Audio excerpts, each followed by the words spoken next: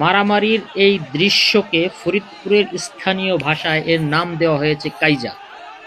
দেখতেই পাচ্ছেন একটি প্রসিদ্ধ বাজারের মধ্যে একেবারে সম্মুখভাবে দুটি দল দুই ধারে বিভক্ত হয়ে কিভাবে ইট পাটকেল সরকি বল্লম যেভাবে নিক্ষেপ করছে, তাতে যে একজন এই আঘাতে আঘাতপ্রাপ্ত হতে পারে বা মারা যেতে পারে সে চিন্তাটুকুও নেই। কিন্তু একেবারে বাজারের মধ্যে প্রায় ৩টা ঘন্টা যাবৎ এই ধরনের দৃশ্য চলছে আজ সকাল থেকেই।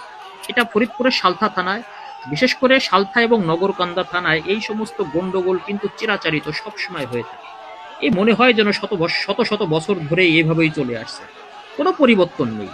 সেই শত শত বছর ধরেই যেভাবে ঢাল সরকি বল্লম দিয়ে প্রতিপক্ষকে আঘাত করত, মনে হয় যেন সেটা তারা এখনো আদিম যুগের মধ্যেই পড়ে আছে। সেইভাবে একই সিস্টেমে চলে আসছে। এখনো মানুষের মধ্যে অনেক পরিবর্তন হয়েছে, মানুষ শিক্ষায় উন্নত শিক্ষায় শিক্ষিত হয়েছে, তারপরেও তাদের মধ্যে কোনো মানে পরিবর্তন এখনো দেখা যায় না।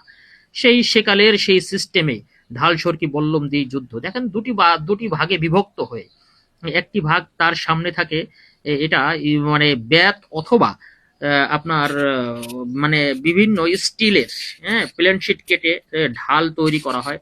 সেই ঢাল সামনে এক ভাগ থাকে, পিছনে আর এক ভাগ তারা সরকি এবং ইট পাটকেল নিক্ষেপ করে, এইভাবেই প্রতিপক্ষকে আঘাত করে।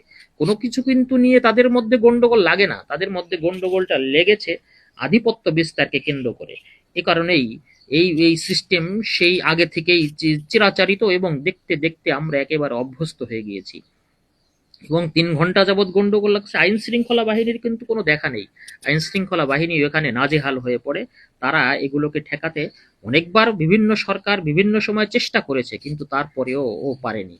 আল্লাহ তাআলা এই সমস্ত দৃশ্য যে আর কতকাল দেখাবে এই ফরিদপুরের মানুষের এই এই সমস্ত দৃশ্যগুলো, সেটা আল্লাহই ভালো জানে। আল্লাহ এদেরকে হেফাজত করুক।